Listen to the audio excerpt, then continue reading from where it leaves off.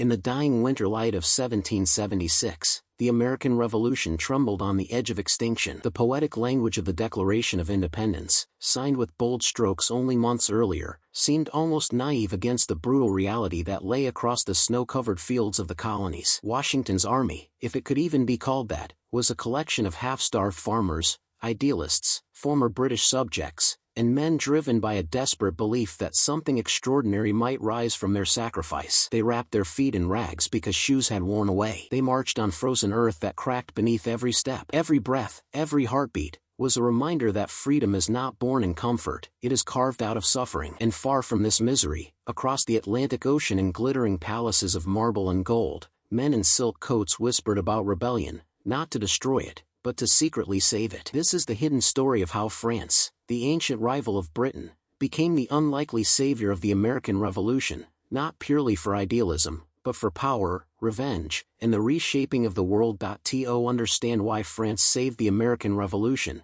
we must first unravel why the revolution was born at all, and why it mattered not only to a scattered colonial society but to the global order of the 18th century. Only 13 years earlier, in 1763, the French and Indian War had come to a devastating close for France. After a long and costly struggle, France was forced to surrender vast territories in North America. Canada, once a jewel of French ambition, slipped into British hands. French forts along the Great Lakes fell silent. Explorers' dreams of stretching an empire from the St. Lawrence River to the Mississippi evaporated overnight. For Britain, the triumph was glorious. For France, it was humiliation layered on enormous debt. French ministers whispered in Versailles that the price of defeat would be exacted one day, and when that day came, it would be Britain who paid. Ironically, British victory planted the seeds of the American Revolution. The war had cost Britain a fortune, and the Crown sought to recover that expense not from wealthy nobles or industrialists in London, but from colonists an ocean away. The Stamp Act, the Sugar Act, the Townshend duties, and finally the tea tax were not merely economic burdens, they were symbols of disregard. Colonists who had fought and died alongside British soldiers now found themselves treated as subjects without rights, without representatives, without dignity. The phrase "no taxation without representation" exploded across taverns, newspapers, and church sermons. It became more than a protest, it became a philosophy. The British government, calculating that the colonies could never unify, responded with force. Red-coated soldiers marched through American streets. The Boston Massacre spilled blood. The Boston Tea Party poured frustration into the sea. Parliament passed the coercive acts, laws designed to break resistance, but which instead hardened it. 13 colonies, once separated by culture, religion, distance, and identity, found common cause in opposition to the empire that claimed them as possessions. Yet the movement for independence was fragile from the start. When fighting began in 1775, the colonies had no navy, no treasury, no structure capable of sustaining an army against the most powerful empire in the world. They had courage, yes. They had leaders, yes. But courage and leadership cannot fire a musket without powder, cannot feed a soldier without grain, cannot win a war without allies. George Washington understood this better than anyone. From the earliest days of conflict, Washington wrote desperate letters not only to the Continental Congress but across the ocean, seeking assistance from any power willing to risk Britain's anger. His pleas were simple, hard, and true. America could not win alone, but while the revolutionaries lacked resources, they possessed an advantage no one could measure on a map: the global rivalry between Britain and France. In elegant French salons, surrounded by the scent of wax candles, the rustle of silk gowns, and the voices of philosophers debating Rousseau and Voltaire, influential thinkers and aristocrats began to see America not as a small colonial rebellion but as a stage on which the old enemy, Britain, might bleed. To the French foreign minister, the brilliant and calculating Charles Gravier, the Comte de Vergennes, the American conflict was an opportunity that France had waited a decade to grasp. Vergennes did not romanticize the American cause as pure liberty. He saw in it something equally powerful: strategic revenge. If France could nurture this rebellion, the British Empire might fracture. Its trade networks could weaken. Its dominance at sea could be challenged. An independent United States, indebted to France, might rise as a counterweight to British power. And so, while American militias clashed with British troops in forests and farms, the first French intervention was not announced with drums or warships, but with secrets. Vergennes constructed a covert system of support so elaborate that even many members of the French government did not understand its full depth. Through a front company known as Roderie Cordelez and Company, France funneled gunpowder, muskets, artillery pieces, uniforms, and precious gold into the American war effort, everything disguised as commercial trade. French officers volunteered anonymously for American service. Ships crossed the Atlantic at night, carrying the lifeblood of revolution. Meanwhile, the American cause found its greatest diplomat. When Benjamin Franklin arrived in France in December 1776, he looked nothing like the polished European aristocrats who filled Versailles. Franklin wore simple clothes, fur caps, spectacles. He embodied the ideal of American simplicity, the Enlightenment in human form. Paris fell in love with him instantly. Crowds gathered outside his residence. Portraits of Franklin sold faster than paintings of kings. Philosophers like Diderot and Condorcet considered him the living proof that a new world was possible. Franklin understood that adoration was a weapon. Every smile, every speech, every polite bow was aimed toward one goal: convincing France to take the ultimate step, not secret aid, but an open alliance. While Franklin charmed Paris, Washington's army struggled for survival. Winter bit hard at Valley Forge, where soldiers shivered in tattered coats. Men died not from bullets, but from frostbite, hunger, and disease. Yet in that crucible, something extraordinary happened. A Prussian officer named Baron von Steuben drilled the army into a professional fighting force. Lafayette, the young French aristocrat who defied royal orders to join the revolution, proved that the world's nobility could stand shoulder to shoulder with common men fighting for freedom. Letters from Lafayette to Vergennes described American courage so fiercely that French hesitation began to melt. Then destiny intervened. In 1777, British General Burgoyne surrendered at Saratoga, shocking the world. For the first time, the American Revolution looked not only symbolic, but militarily real. Vergennes seized this moment. In 1778, France signed the Treaty of Alliance, recognizing the United States as a nation. War was declared against Britain. French ships sailed. French gold flowed openly. The American Revolution was no longer a colonial rebellion. It had become a continental war, and soon, a global one. Every revolution creates myths. But before myths are carved into monuments, they are lived by exhausted men walking through mud, guided by leaders who carry not only strategy but the burden of uncertainty. The American Revolution's early years were a sequence of trials where victories seemed impossible, and defeat felt inevitable. At the center of this struggle stood a handful of figures whose names would echo through history, not because their path was easy, but because it was nearly impossible. The first among them was George Washington, commander of a continental army that barely existed beyond paper. Washington possessed no royal lineage, no formal military academy training, and no certainty that he would lead anything beyond a doomed rebellion. Yet, in his height and silence, in his discipline and restraint, men found something like faith. He understood that discipline was the revolution's only weapon that could not be stolen. When food ran out, he made order out of emptiness. When men cried for their homes, he held their loyalty with his example. At Brandywine and Germantown, Washington's army bled terribly. Yet even in defeat, the army learned. It learned the movements of regular warfare, the slow, grinding craft of siege, the rhythm of European armies, but infused with a uniquely American resilience. The British could win battles. Washington aimed to win the war, even if the path meant suffering rather than triumph. But leadership on the battlefield was only half the struggle. The other half lived far across the Atlantic, in the shadow of marble pillars and Parisian chandeliers. Benjamin Franklin, already a legend in science and print, became something even greater, the architect of America's diplomacy. In France, he transformed himself from a colonial intellectual into a symbol. Franklin understood that the battle for independence was fought not only with muskets, but with ideas woven into the minds of France's most powerful thinkers. The salons of Paris, those delicate worlds of wit and argument, became Franklin's battlefield. There, he met Baron de Montesquieu's disciples, admirers of Voltaire, and ministers who believed history could be rewritten through reason. Franklin made the American cause fashionable. And fashion, in the court of Louis XVI, was a form of power. Next to Franklin's diplomacy came another figure who bound France and America not with politics,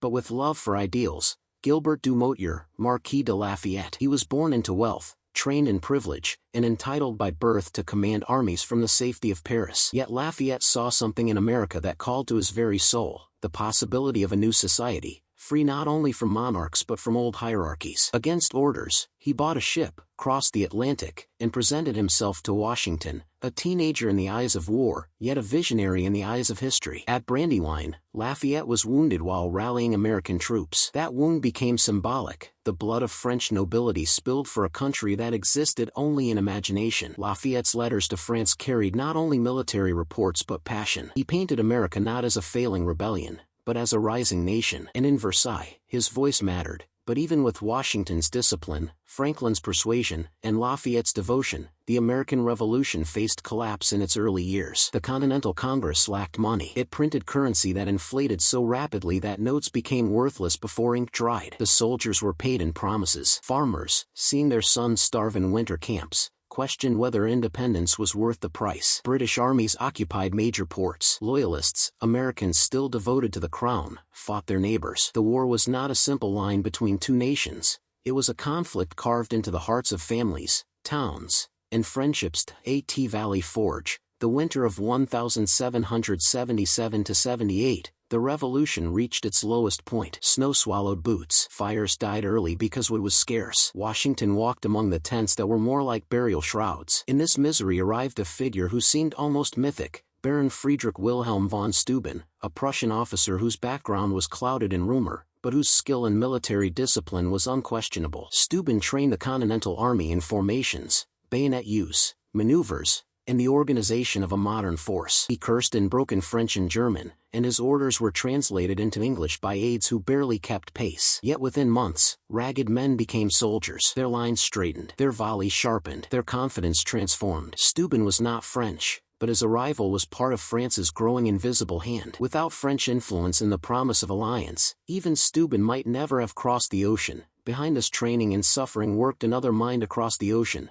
Charles Gravier, Comte de Vergennes, France's foreign minister. Vergennes was not a romantic. He was deliberate. He balanced France's hunger for revenge with the dangers of open war. Through a shadow network, he funded the revolution using Beaumarchais, a playwright turned secret agent, whose daring made him a legend behind curtains. Beaumarchais arranged shipments of gunpowder, cannons, and uniforms disguised as commercial exports through the company Hordelez and Company. These shipments sustained the Continental Army through the darkest days. The British believed they could strangle the rebellion through blockade. They never realized France was leaking life into the American veins through 1,000 invisible channels, yet diplomacy had a limit. Money and weapons could delay defeat, but not guarantee victory. For France to fully save the revolution, something dramatic had to occur on the battlefield, something that proved the American cause was not hopeless. That moment arrived at Saratoga. British General John Burgoyne, marching from Canada, expected loyalists to rise in support and American forces to melt away. Instead, he walked into a trap. American forces led by Horatio Gates and Benedict Arnold, before his betrayal, outmaneuvered the British. The battle was fierce, chaotic, and decisive. Burgoyne surrendered. For the first time, the British war machine stalled. News of Saratoga raced across oceans faster than any fleet could sail. In France, Vergennes understood something profound.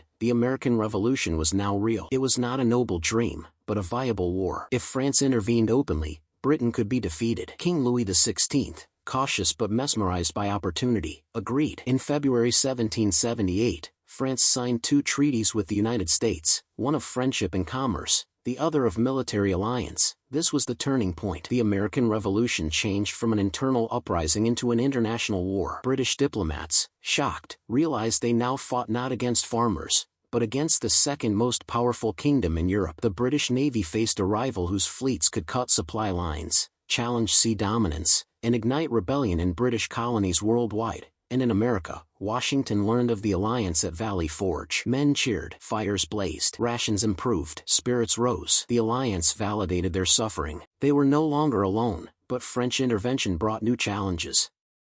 Expectations rose. American leaders feared becoming dependent on France.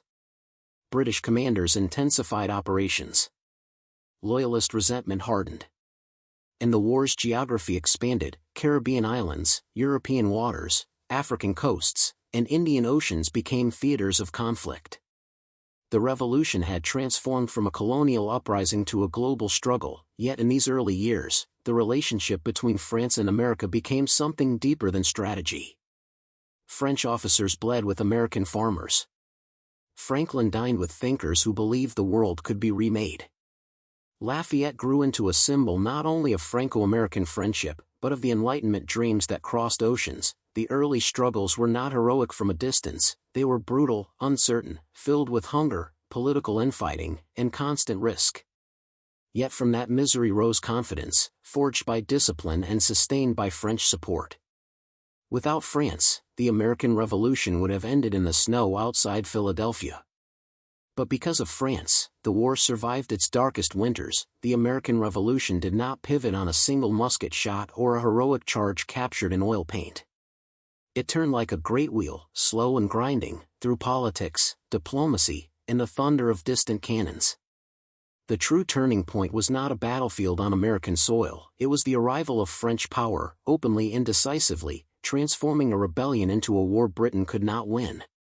From the moment France declared its alliance with the United States in 1778, the revolution shifted from local defiance into a contest between empires. The colonies still fought for survival, but now the greatest naval force aside from Britain itself stood at their side, prepared to bleed its treasure for Washington's dream. To understand this shift, we must see the revolution through the eyes of British commanders who, until 1778, assumed they were fighting peasants with muskets and homemade flags. Suddenly, they faced a frightening reality: the united strength of France's navy and trained infantry. British supply lines stretched across the Atlantic like a fragile thread. Every barrel of gunpowder, every soldier, every cannon had to cross thousands of miles of ocean. With France in the war, the Atlantic turned from British highway into a battlefield. British admirals now feared storms, French fleets, pirates aligned with France, and uprisings in the Caribbean. The empire's reach was still vast, but its grip was weakened by too many fronts. For the Americans, the alliance meant more than hope, it meant a strategy they could never adopt alone. George Washington had always understood that defeating Britain required control of the sea, even for a moment. The colonies could defend farms and forts with rifles, but they could not trap an army without ships. British generals could retreat to ports and wait for rescue. They could capture towns, bend roads to their use, and receive reinforcements with ease. America was large, but Britain was mobile. France changed the geometry of war. In 1780, France sent a professional army under the command of a cautious genius, Jean-Baptiste Donatien de Vimeur, Comte de Rochambeau. Rochambeau arrived not as a conqueror, but as a partner. His instructions from Louis XVI were clear: support Washington, but do not attempt to control the Americans. Rochambeau respected Washington from the beginning. Instead of treating the Continental Army as amateurs, he viewed them as brothers in arms, hardened by years of suffering. Their discipline might not match European standards, but their spirit was unbreakable. The French troops who marched through American towns were shocked not by poverty, but by passion, ordinary farmers who spoke of liberty with a fire that aristocrats rarely heard even in Paris. Alongside Rochambeau came something even more precious than soldiers: gold. French financial support stabilized the Continental Army. It paid for food, ammunition, and uniforms that Congress could not afford. Without that gold, mutiny might have torn the revolution apart from within. Washington's army did not march on philosophy, it marched on bread and bullets, which France provided. The alliance also deepened personal bonds. In Washington's headquarters, maps stretched across tables where French and American officers debated movements with a shared language of tactics. Lafayette bridged the worlds, French in birth, American in heart. He understood Washington's caution and Rochambeau's experience, persuading each to trust the other. He wrote long reports to Versailles filled with honesty. The American army was poorly equipped, yes, but its courage was unmatched. He believed France must commit fully. His words carried weight because he had earned them in battle, but alliances are not enough without opportunity. An opportunity arrived from British overconfidence. In 1781, General Charles Cornwallis, commanding British forces in the southern colonies, retreated to the small Virginia port of Yorktown. His goal was simple: build a fortified base where the British Navy could supply and reinforce him. He believed the Royal Navy would always dominate the Atlantic. He believed no fleet could block his rescue. Cornwallis saw Yorktown as a fortress, but Washington saw it as a trap. Washington, for years, dreamed of a decisive blow. Until now, he could not risk his fragile army in a massive confrontation. But now the French Navy under Admiral François-Joseph Paul, Comte de Grasse, sailed north from the Caribbean with a powerful fleet. De Grasse's mission was daring: block the British rescue. Washington, Rochambeau, and Lafayette planned with fierce speed. They marched south, hundreds of miles, leaving British generals bewildered. Disinformation convinced British command that Washington was planning to attack New York. Meanwhile, the real strike force descended on Virginia like a storm. As American and French soldiers dug trenches around Yorktown, the weight of history pressed in on both sides. Men who had never traveled beyond their farms now heard French commands mixing with English cries in the night. Cannons were dragged into position by soldiers who did not share a language but shared a mission. Trenches snaked forward under musket fire. Drums echoed in darkness. Lafayette, commanding divisions, saw the culmination of everything he had risked, his fortune, his reputation, his body, all for the dream of a country that was still writing its own name. Then the decisive moment came, the Battle of the Chesapeake. British Admiral Thomas Graves attempted to break de Grasse's blockade. Cannonballs roared across the sea. Smoke swallowed ships. The ocean turned to iron and fire. And when the smoke cleared, the British fleet withdrew. The Royal Navy, undefeated across oceans for generations, had been stopped, not by chance, but by French mastery. Cornwallis waited in Yorktown for ships that would never come. With the sea closed, the siege tightened. Washington ordered continuous bombardment. Shells screamed through the air and exploded among British lines. French artillery crews, drilled to perfection, unleashed devastating fire. American gunners worked furiously beside them. Redoubts fell. British supplies dwindled. With every blast, walls cracked and morale shattered. Cornwallis realized he was trapped, by land, by sea, by fate. On October 19, 1781, British forces surrendered.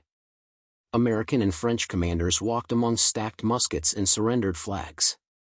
The British band played a song said to be "The World Turned Upside Down." And in a way, it had. For the first time, the British Empire bowed before a coalition of farmers and philosophers, backed by a kingdom it had once humiliated. And here lies the truth many forget: French soldiers outnumbered Americans at Yorktown. French cannons caused most of the damage. French ships decided the outcome before a single trench was dug. Washington's brilliance orchestrated victory, but French power made it possible. Yorktown was not a symbol of American independence alone. It was the triumph of two revolutions, one political, one strategic. After Yorktown, Britain's will collapsed. The war continued in smaller fronts, but the outcome was sealed. Parliament voted to end major operations. Peace negotiations began. The world watched as a new nation, fragile and unformed, stood victorious, not by isolation, but by alliance. The turning point of the American Revolution was not a mythic moment of American exceptionalism. It was a moment of global strategy, where France saw an opportunity, America seized it, and history bent. Without France, Yorktown becomes a footnote. Without France, Washington becomes a noble failure. Without France, the revolution ends differently, if it ends at all. The sea, more than any speech, saved the revolution. For in 1781, as cannons fell silent and British flags lowered, one truth echoed across the waves: France had broken the world's greatest empire to build a new one across the ocean. Victory at Yorktown did not bring silence. The thunder of war did not end with Cornwallis's surrender, it merely shifted into echoes across oceans, ports, and foreign colonies. The world took a breath at Yorktown, but that breath was filled with uncertainty. The American Revolution had reached its peak, the moment when dreams and danger were equally vast. The triumph that historians celebrate was, in 1781, a fragile bridge between war and peace, suspended above chaos. For the United States, the victory created hope. For France, it created a deeper burden. And for Britain, it forced a choice: cling to a dying war or retreat and preserve its empire elsewhere. As word of Yorktown spread, church bells rang in Philadelphia, crowds poured into streets, and soldiers celebrated with disbelief. They had survived winters of starvation, fought battles in rags, and marched across states with bleeding feet. Now they tasted the possibility that independence was more than a declaration on parchment, it might become a living government. And yet Washington, ever sober amid celebration, understood something that many did not: the war was not over. His army still needed support, Congress still lacked money, the British still occupied major cities, and European politics remained a shifting storm. It is easy to imagine that Yorktown meant immediate victory, but the British Empire was not a small power ready to crumble after one defeat. The empire stretched across India, the Caribbean, Canada, Africa, and the Atlantic seas. Even wounded, it was enormous. British leaders debated fiercely whether to continue fighting. Some wanted to pour reinforcements into America to crush the rebellion before France could deepen its support. Others believed that the war against France, now global in scope, was far more dangerous than holding on to 13 colonies that had become financial sinkholes. As Britain calculated its choices, the war intensified in distant places. The Caribbean became a cauldron. Sugar islands like Jamaica, St. Lucia, and Grenada, far more valuable to European empires than the American mainland, turned into battlegrounds between French and British fleets. Ships exploded under volleys of cannon fire, while enslaved Africans and European sailors alike died in blazing decks. In India, French diplomacy encouraged local kingdoms to challenge British expansion. The revolution, once confined to Boston streets, now rippled across the world. Yorktown was not just an American victory, it was a sign that the balance of power in the 18th century could shift suddenly, unpredictably, through the courage of a young nation backed by an old rival. For America, however, the peak of the revolution was also its most dangerous period internally. The army that had fought through starvation and terror now lacked a clear vision of its future. Officers who had not been paid in months wrote letters filled with anger. The Newburgh Conspiracy, a little-known but critical moment, nearly turned the revolution inward. Some officers contemplated marching on Congress, demanding the wages promised to them. The storm brewing was not against Britain, but against the very government the soldiers had fought to create. Washington walked into that tension with his calm authority. He read a letter to his officers, put on his spectacles, and said softly, "I have grown gray in your service." Emotion shattered the anger. The rebellion against Congress died in silence. Washington saved the revolution a second time, not with cannons, but with humility. Outside the army's tents, political chaos swirled. The Articles of Confederation, America's first attempt at national government, barely functioned. States often refused to send funds. Inflation choked the economy. Foreign merchants demanded payment in silver that the government did not have. Even as flags waved and celebrations echoed, the United States was a newborn state with a broken spine. And it was here that France's support became even more critical, not in battlefields, but in ledgers and treasuries. French loans kept the United States alive in 1782 and 1783. Without them, the new government may have collapsed into regional factions before a constitution could even be imagined, yet the peak of the revolution also brought France face to face with its own limits. Louis XVI had achieved what every French leader since the 7 Years' War had dreamed. Britain had been humbled, its colonies severed from its empire. Diplomats in Versailles smiled with satisfaction, but behind those smiles were accountants calculating terrifying sums. The war against Britain cost France hundreds of millions of livres, more money than the crown could comfortably absorb. The French navy, though victorious, was expensive to maintain.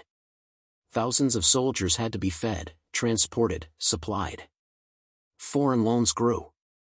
Interest payments on old debts consumed a monstrous portion of France's annual revenue. The deeper France committed to America, the deeper it sank into financial instability. Taxes could not be raised without provoking noble resistance. Reforms were proposed and dismissed. Ministers came and went. The ordinary people of France, farmers, laborers, merchants, felt none of the glory of Yorktown, yet they paid indirectly for its cost. Bread prices rose. Economic anxiety spread. The monarchy, having supported the birth of one revolution, unknowingly walked toward its own collapse. 8 years after Yorktown, crowds in Paris would demand the same liberty Americans claimed. The guillotine would rise where applause once rang for Franklin and Lafayette. The French Revolution was not caused solely by American debt, but that debt acted like a spark in a forest already dry with inequality. Inside France's government, tensions existed even at the height of partnership. Some ministers admired American ideals, seeing the revolution as a living expression of Enlightenment philosophy. Others viewed the war purely as geopolitics, a chessboard where pieces could be sacrificed. France never expected America to become a global superpower one day.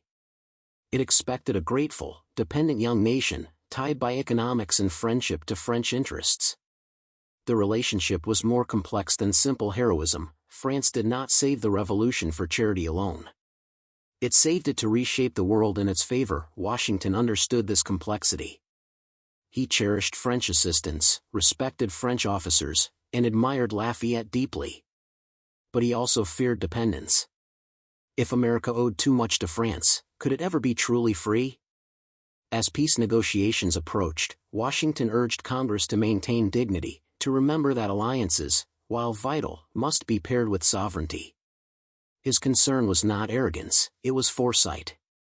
History is full of nations freed by one empire only to fall under another. While leaders debated and armies waited, the revolution reached its emotional peak in the hearts of ordinary people. Farmers who once saw the war as a distant argument now felt the reality of independence approaching. Families torn by loyalty, sons fighting fathers, neighbors facing neighbors, still bore scars. The war had carved divisions that no treaty could erase overnight. Yet, amid suffering, there was pride. The colonies had not only survived, they had changed the mind of the world. Philosophers in Europe began to write about republicanism as a practical system rather than a utopian fantasy. Even in Britain, voices rose in Parliament arguing that kings must govern with consent. Through all of this, France remained America's anchor. French commanders stayed in America into 1782, supporting operations and ensuring British forces did not regroup. French ships patrolled the Atlantic, guarding against naval surprises. French diplomats negotiated fiercely in Europe, pushing Britain toward concessions it swore it would never give. The alliance that began as strategy evolved into something deeper, a partnership tested by war, nourished by sacrifice, and sealed with shared blood. But the peak of the revolution demanded a painful lesson: victory is not the end of struggle, it is the beginning of responsibility. The United States stood at a precipice. Ahead lay the promise of democracy, but also the danger of division, the weight of debt, and the fear that the world might not accept a republic built from rebellion. And behind the triumph stood France, exhausted, proud, and unaware that the seeds of its own revolution had already been sown through its noble decision to save another. Yorktown was the peak of the American Revolution, but the summit was windy and narrow. One wrong step could send the young nation tumbling into faction, poverty, or foreign control. And so, as cannons quieted and wounded soldiers returned home, the greatest challenge remained: how to turn victory into a nation that could endure the centuries. When the guns fell silent around Yorktown and the smoke drifted away like a curtain lifting from the stage of history, the world stood at a strange crossroads. Everyone involved in the American Revolution knew what had happened, but few understood what it meant. Britain had surrendered an army, but not its empire. France had won a great strategic victory but had deepened its financial wound. And the United States, still barely more than a fragile experiment, faced the difficult transition from rebellion to governance. The aftermath of the revolution was not a peaceful celebration, it was a negotiation with destiny, where ideals confronted the relentless mathematics of power, debt, diplomacy, and human ambition. Even after Yorktown, British forces occupied New York, Charleston, Savannah, and frontier forts. Thousands of loyalists still dreamed of a British restoration. And British commanders, though shaken, insisted that the war could be continued if Parliament wished. For months, British ministers debated fiercely in London's halls. Some demanded that more troops be sent to crush the rebellion while France was strained. Others argued that the global war, stretching from the Caribbean to India, posed a far greater risk than clinging to 13 colonies that had become symbols of defiance rather than sources of wealth. The defeat at Yorktown was painful, but not fatal. What made it decisive was not the battle itself, but the shifting minds of British policymakers who concluded that the cost of continuing the fight exceeded the value of winning it. In Paris and Philadelphia, negotiations began, shaped by men who would become architects of the New World. The American delegation, Benjamin Franklin, John Adams, and John Jay, walked into European diplomacy with a combination of idealism and cold calculation. Franklin, adored by the French public and respected in their court, wanted peace but also wanted a future where America was not chained by gratitude. Adams, sharp and uncompromising, insisted that the United States be recognized as what it truly was, a sovereign nation. Jay, brilliant and cautious, believed that Europe's goodwill was useful, but not sufficient for survival. France, which had sacrificed treasure, soldiers, and naval power, expected a central role in shaping peace. Vergennes had envisioned a settlement that would weaken Britain without allowing America to grow so strong that it might no longer need France, but in a move that surprised even their French allies, the American delegation negotiated directly with Britain, without informing Versailles. Their reasoning was complex. They feared that France and Spain would try to limit America's westward expansion to protect their own colonial interests. Franklin, Adams, and Jay, though deeply grateful to France, understood that diplomacy sometimes demands difficult and even uncomfortable independence. They balanced enthusiasm with realism, gratitude with caution. The Treaty of Paris, signed in 1783, reflected this dynamic. Britain recognized the United States of America as a free and independent nation. Borders were drawn stretching from the Atlantic to the Mississippi River. Fishing rights, debts, and loyalist claims were settled through dense negotiation.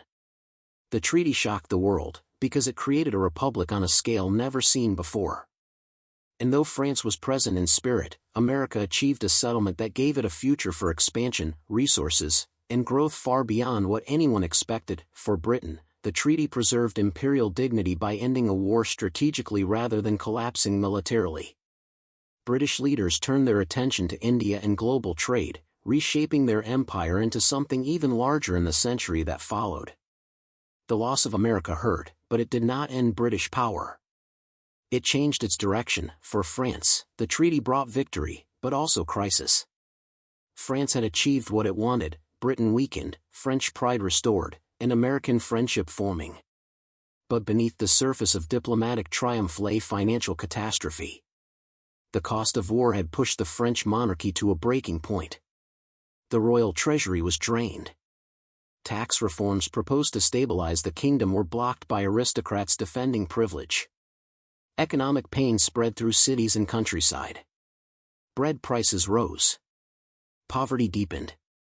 In taverns and salons, people whispered that the king had spent fortunes to help foreign farmers become free while his own people starved. Ironically, the French monarchy, by helping birth the American Republic, helped prepare its own destruction. Ideas that Franklin and Lafayette embodied, liberty, equality, the sovereignty of the people, spread like a wildfire through the French consciousness. Pamphlets translated American speeches into French. Intellectuals cited Washington's self-restraint as an example that kings should fear. Soldiers who fought in America returned home with new visions of what a nation could become. They had marched beside ordinary citizens who demanded representation and respect. And they asked, quietly at first, why not here? This is one of history's great paradoxes. France saved the American Revolution, and the American Revolution helped trigger the French Revolution. 8 years after Yorktown, crowds in Paris stormed the Bastille. Lafayette, the hero of America, became a leader of France's own revolt, carrying the memories of Washington's restraint into a world tearing down its monarchy. Louis XVI, whose name was on the treaties that recognized American independence, would die beneath a blade weighted with debts partly created by that decision. For the United States, the impact of France's intervention extended beyond the war. Victory created an opportunity, but that opportunity required building a nation from scratch. The Articles of Confederation, too weak to manage a continental republic, gave way to the Constitution, a document shaped by men who had learned during the war that unity was not optional, it was survival. Washington, retiring to Mount Vernon, was pulled back to lead the Constitutional Convention, precisely because no one else commanded universal respect. The war forged leadership, and French support had allowed that leadership to mature rather than crumble. The aftermath also created a new international identity for the United States. It was not a European kingdom. It was not a colonial appendage. It stood as something altogether new, a republic born from rebellion, guided by Enlightenment principles, and tested in war. European monarchies watched with fascination and fear. Could such a nation survive? Could ordinary citizens govern themselves without collapsing into chaos? The success or failure of America would shape political philosophy across continents. France's help also shaped American culture in more subtle ways. Lafayette became a symbol in American memory, cities named after him, monuments built in his honor, children taught his story as proof that liberty has friends abroad. Franklin's image, adored in Paris, became a bridge between two worlds, science, diplomacy, and genius, linking republic to kingdom.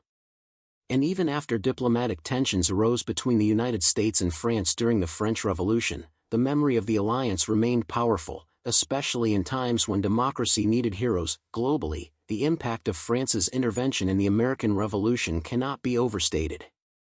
It marked the first modern example of a war where a powerful kingdom supported a colonial rebellion not to replace one master with another, but to reshape the balance of international power. It proved that empires are not eternal, that colonial resistance can succeed when foreign aid meets domestic courage, and that global politics can hinge on ideals as much as armies. Freedom at Yorktown was not a solitary American achievement, it was a joint creation. Washington's strategy, France's navy, the discipline of European soldiers, the passion of American volunteers, the gold of Versailles, and the ideas of the Enlightenment converged to produce something the world had never seen, a nation born from alliance rather than conquest. The legacy of French intervention lives far beyond the 18th century. It lives in the Statue of Liberty gifted by France to the United States. It lives in the names of French officers buried on American soil. It lives in the diplomatic tradition that remembers not only treaties, but sacrifice. And it lives in the understanding that the United States, despite its later rise to global dominance, began its life as a fragile experiment that survived because another nation saw value in its future. Thus, the aftermath of the revolution is not simply peace, it is transformation. Britain changed, France changed, America changed. The world changed. And all of it, every treaty, every constitution, every revolution that followed in Europe and Latin America, emerged from the moment France decided that the American struggle was worth its treasure, its blood, its ships, and its gambled. In the twilight of the revolution, as diplomats signed their names beneath the terms of peace, one truth lingered like a ghost across the Atlantic: without France, there would be no United States. And without the United States, the world we know today would be unrecognizable. As historians sift through the fragments of the past, parchment letters, cracked muskets, faded flags, maps stained with candle wax, they often debate the great forces that shaped the American Revolution. Was it the brilliance of Washington? The determination of ordinary farmers? The political genius of Jefferson and Adams? Or the raw, burning hunger for freedom that spread through 13 colonies like wildfire? The answer, of course, is never singular. Revolutions are not the work of one mind or one army. They are storms, driven by many winds. And among those winds, none blew stronger, or more decisively, than the wind from across the Atlantic. France. To say France saved the American Revolution is not to diminish American courage. It is to reveal that courage alone cannot sustain a nation without resources, allies, and the belief of others. At the critical moment when the revolution could have collapsed under British pressure, when soldiers contemplated mutiny, when Congress held no money, when ports were blockaded, when gunpowder was measured in handfuls, France stepped forward. Not with speeches, but with shipments. Not with gestures, but with guns. Not with sympathy, but with ships, soldiers, and gold. In the darkest winters of the war, French support was a line between hope and extinction, and yet, France's decision was far more complex than romantic legend suggests. Louis XVI did not intervene purely to nurture liberty. France had suffered humiliation in the 7 Years' War. Territories lost, pride wounded, empire shattered. Supporting America was a chance to strike back, not for petty revenge, but for strategic reversal. If Britain's colonies could be severed, its imperial posture would be weakened. If a republic arose on British soil, an entire century of British dominance could shift. The revolution was not only a battle for American freedom, it was a chess move in a global game that stretched from London war rooms to Caribbean harbors to the silk-draped halls of Versailles, but even strategies change when sacrifice is shared. On muddy fields in Virginia and Pennsylvania, French aristocrats fought beside American farmers. On the decks of French ships, sailors died for a cause that spoke a language they had never heard. Bonds formed in fire tend to outlast the plans written in ink. General Rochambeau, Lafayette, de Grasse, Duportail, and countless unnamed soldiers carved their stories into the soil of a continent that was not their own. They carried flags that never flew in their homeland. In doing so, they became part of the American story. France's role was not an abstract line in a treaty, it was human. It had faces and graves. The end of the revolution did not seal the bond forever, but it forever shaped both nations. America emerged into the world not as an orphan rebellion, but as a country legitimized by the support of one of the oldest kingdoms on earth.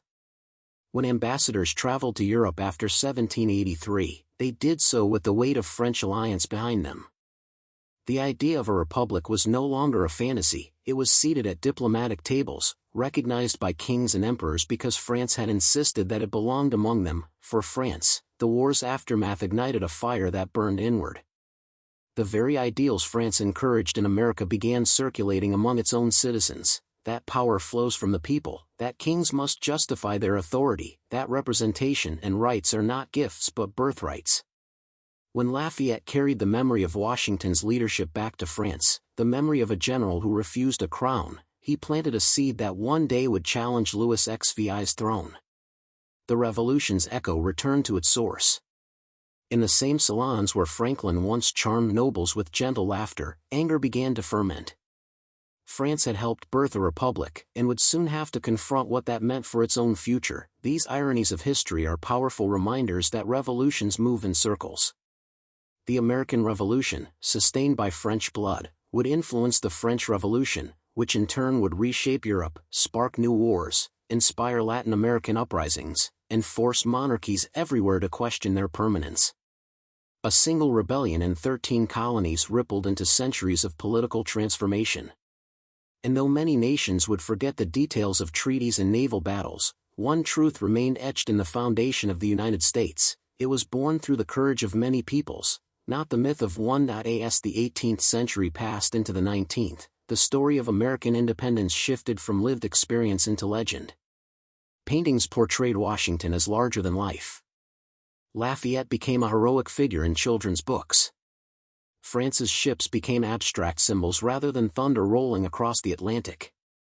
But beneath these images lives the realism of war, the scarcity of powder, the hunger of men in tents, the heated negotiations in Paris, the desperate secrecy of smuggling routes, the clash of navies in Caribbean waters.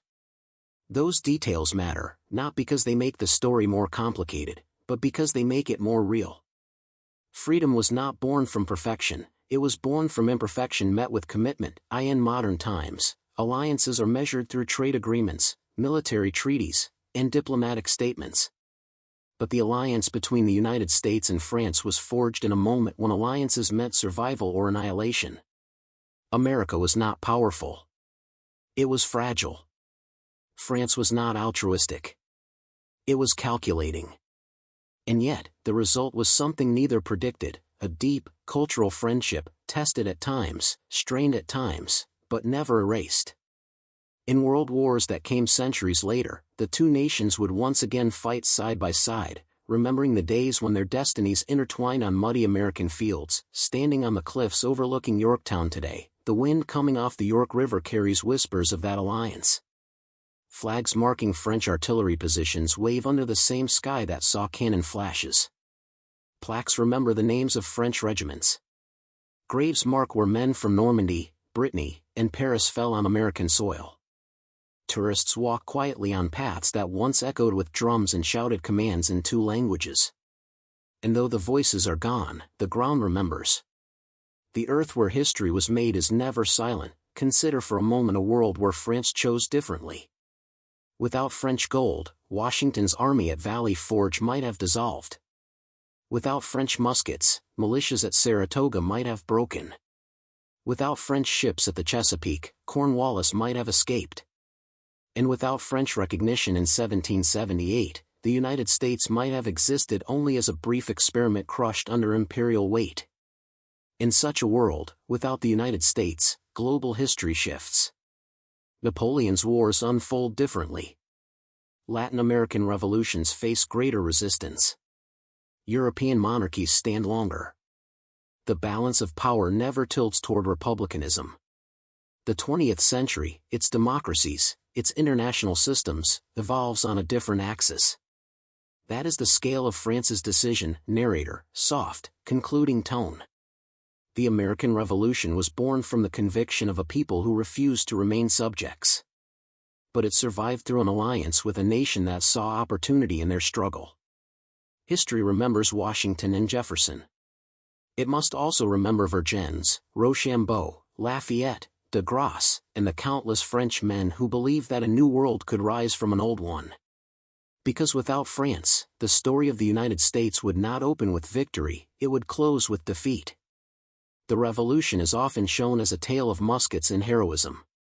But its true lesson is deeper: no great change happens alone. Liberty is rarely a solitary achievement. It is a collaboration, a shared belief carried by people who may never meet, who speak different languages, who chase different dreams, but who find common cause at the edge of history. France saved the American Revolution.